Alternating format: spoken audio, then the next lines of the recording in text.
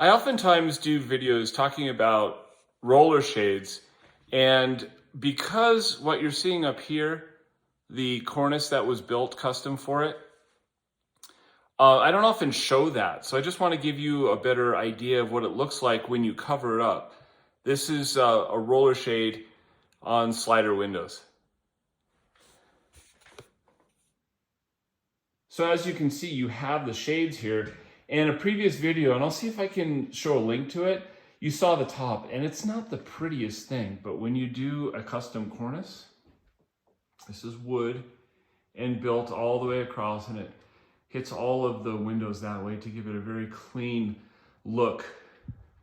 So basically, we just need to figure out, is this the right choice for you, or do you want to go with a custom valance like comes from the manufacturers, like a cassette, or do something with a drapery look, like a Roman shade look, or various types of valances.